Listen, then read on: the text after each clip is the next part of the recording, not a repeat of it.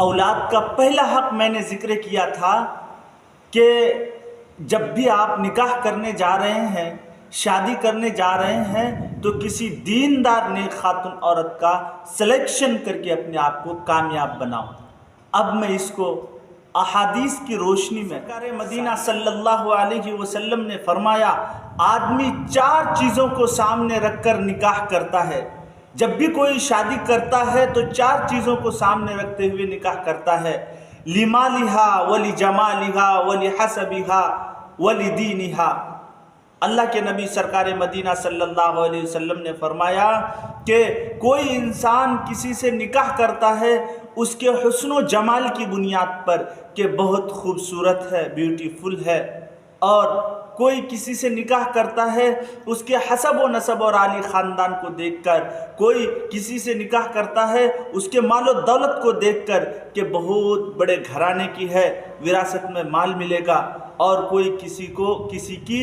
دین کو دیکھ کر نکاح کرتا ہے۔ پھر اللہ کے نبی سرکار مدینہ صلی اللہ علیہ وسلم نے وضاحت فرمائی ہے کہ تم کسی دیندار نیک خاتون عورت کا سلیکشن اور انتخاب کر کے اپنے آپ کو کامیاب بناؤ۔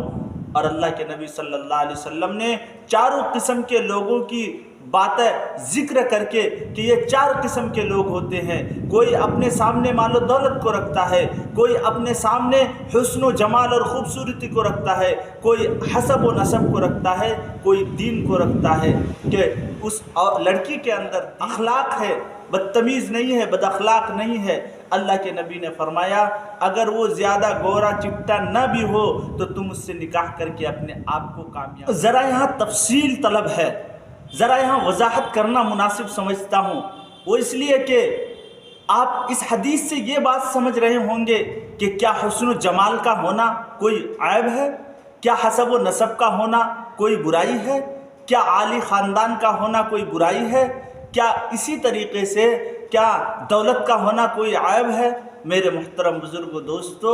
اسی لیے میں ذرا یہاں وضاحت کرنا مناسب سمجھتا ہوں۔ حسن و جمال کا ہونا کوئی عیب نہیں ہے، بہت ہی اچھی بات ہے۔ اگر حسن و جمال کے ساتھ ساتھ وہ لڑکی خوبصورت بھی ہے، حسین و جمیل بھی ہے اور دیندار بھی ہے تو نور علی نور ہے، وہ انسان بڑا خوش قسمت ہے جس کے دونوں ہاتھ میں لڈو ہو، یعنی خوبصورتی بھی ہے اور دینداری بھی ہے، تو یہ نور علی نور ہے۔ لیکن اگر کوئی حسن و جمال، کسی لڑکی میں حسن و جمال ہے لیکن بد چلن ہے، بد اخلاق ہے، بدتمیز ہے، اللہ کے نبی سرکار مدینہ صلی اللہ علیہ وسلم نے فرمایا یعنی تم کسی دیندار نیک خاتون عورت سے نکاح کر کے اپنے آپ کو کامیاب کرو، اگر کالی کلوٹی کیوں نہ ہو، اگر اس کے اندر دیندار ہے تو تم اس سے نکاح کر کے اپنے آپ کو کامیاب کرو۔ دوسرا یہ ہے کہ مال و دولت کا ہونا، حسب نسب کا ہونا، یہ سب اپنی جگہ اچھی بات ہے، لیکن اس کے ساتھ ساتھ اگر دیندار ہو تو نور علی نور ہے، نہیں تو اللہ کے نبی صلی اللہ علیہ وسلم نے فرمایا جس کے اندر دینداری ہو اس سے نکاح کر کے اپنے آپ کو